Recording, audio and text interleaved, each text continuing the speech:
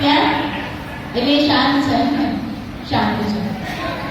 સૌથી તોફાની 1 2 અહીંયા તોફાની મતલબ જે વધારે બોલતું હોય તમારામાંથી અહીંયાથી પણ હશે.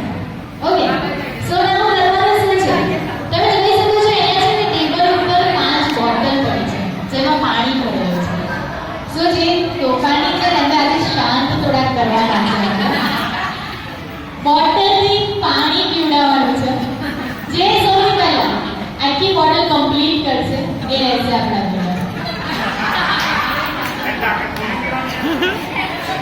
ખોલીને નથી પીવાનું,